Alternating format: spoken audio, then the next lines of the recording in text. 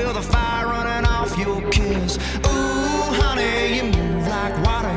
Ooh, honey, you're certified dime. Ooh, honey, you turn me on. Never miss a beat, you're right on time. Let's jump and jive. Whoop and holler, cut up a rug. This is your song, pass me the jug. Pour me another, we're gonna shake till the morning comes.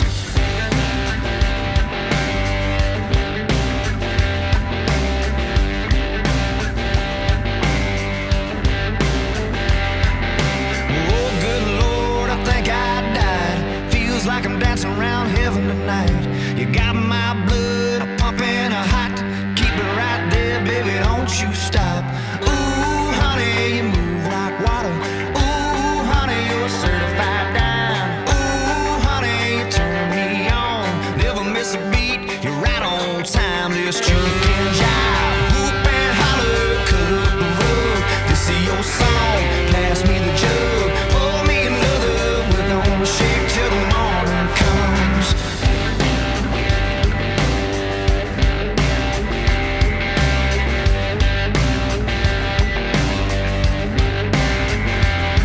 Let's juke and jive. Yeah, we are at the intersection of a road that goes north-south, west and east. And the sunset is just absurd right now. And the temperature's spot on. I mean, upper 80s for the most part of the day. And we're moving to Black Mesa. There's a nice campground up there. We've had a long day on the road, at least 300 miles. And almost 2 tanks of gas here before the time we get, out here. So yeah, it's just a fantastic trip. And I can't wait to see camp tonight and see the little bit of New Mexico we're going to see tomorrow on our way up to Colorado and to the expo at Mountain West in Loveland. So yeah, let's hit it. Let's cut up a rug. We're playing your song. Let's juke and jive. Whoop and holler. Let's cut up a rug. 'Cause baby, they're playing our song. Let's juke and jive. Whoop and holler. Cut up a rug. This is your song. Pass me the jug. Pour me another. We're gonna shake till the morning comes. Let's juke and jive. Whoop and holler. Cut up a rug. This is your song. Pass me the jug. Pour me another. We're gonna shake till the morning comes. Till the morning comes. Till the morning comes. Till the morning comes.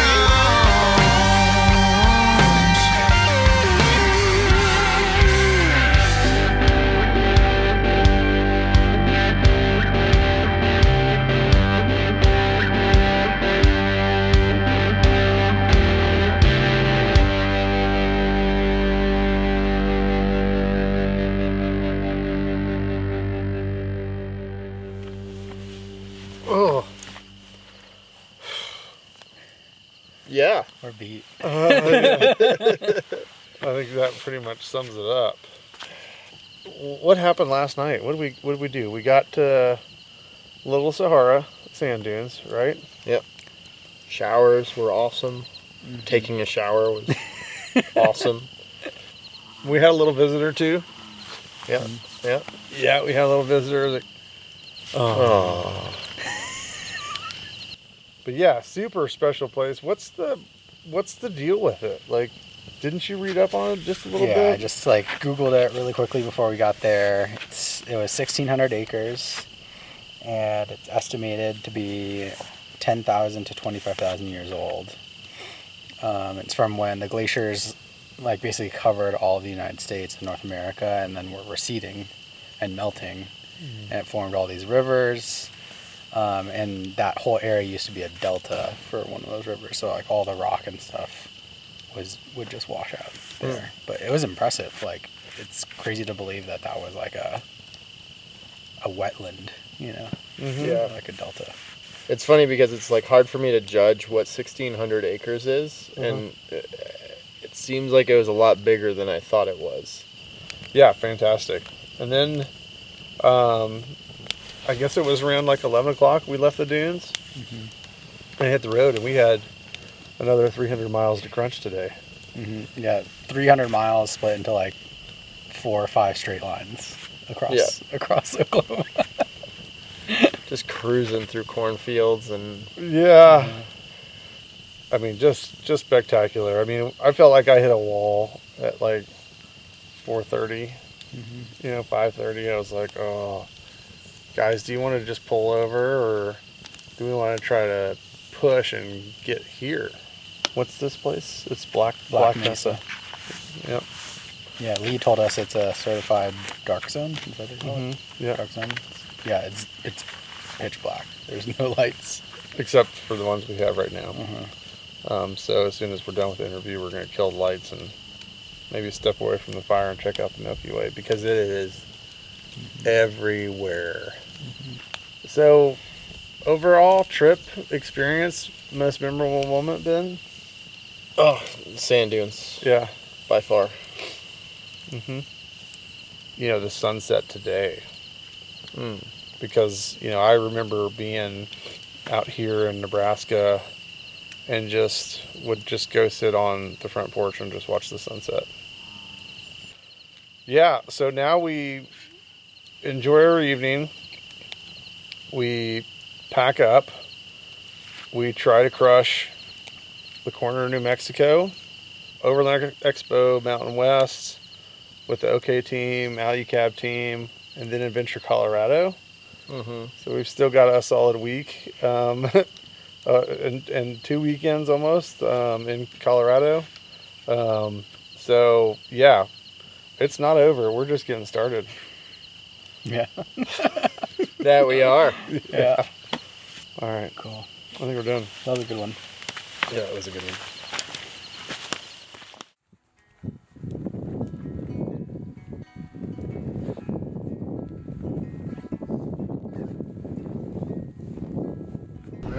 Maybe not.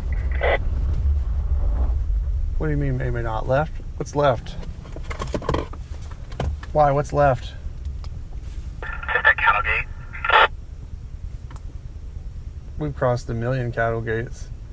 See if this guy will help you out. Come on, Eric. Friendly him. Get him to let us go. We need this. Oh, we're still recording. Yeah, so we've had an interesting morning. We thought the show was over, and then we're trying to get to Colorado, trying to conserve fuel, because now Ben's down to 58 miles left on this tank. And Eric's somewhere around the 60-mile range. And we're talking to a local here with backhoe who's kind of giving Eric some directions. A lot of arm. Yeah, very, Movements. very dramatic arm movements. Alright, he said it's going to be about 45 minutes to an hour on that road. He said there will be parts where it doesn't look like we are on a road, but just to keep going, in about somewhere between 3 and 5 miles, we'll come on a house, and we'll want to turn left at the house and just stay on this main road. Left at the house. Copy that. Wow, so that sounds pretty exciting. Very subtle gas pedal gestures and lots of coasting in neutral when we have any opportunity to go downhill. Yeah. So I don't know how much we'll actually be filming with the drone here. Anything we do film will be filming out of the truck. Yeah.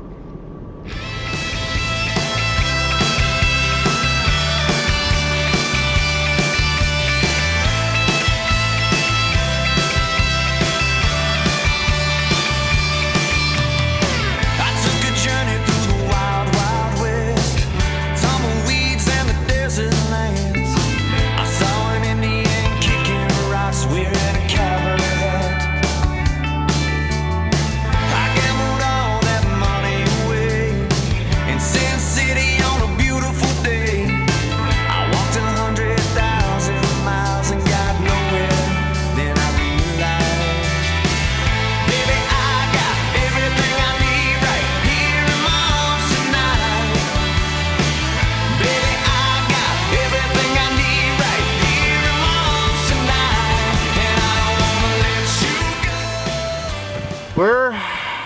at an impasse.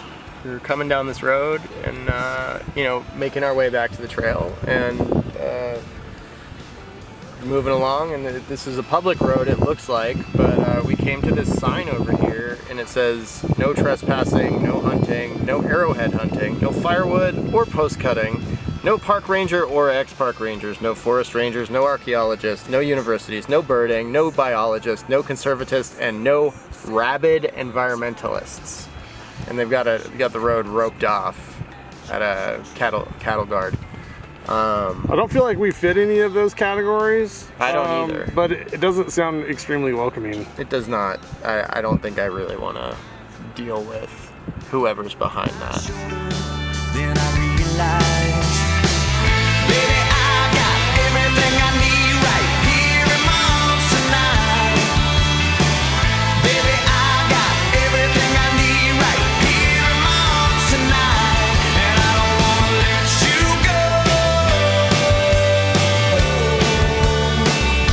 No, I don't wanna let you go.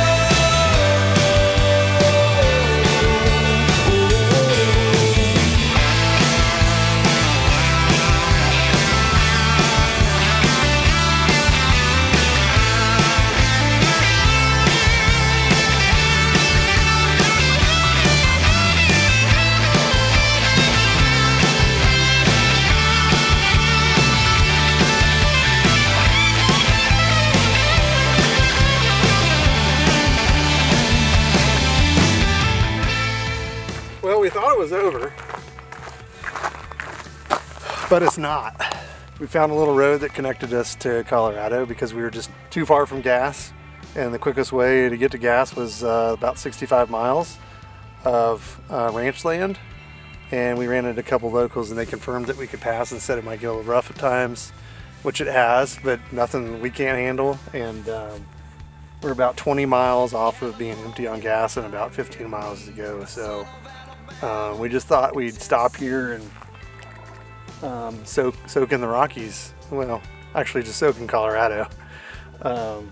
It's like 80 degrees, very dry, and we've got some friends here. Probably just want us to leave, but we're gonna hang out a little bit. I heard a wise man with nothing to lose, waving his finger, calling it truth. He said, don't go crying over money, 'cause money never cried over you.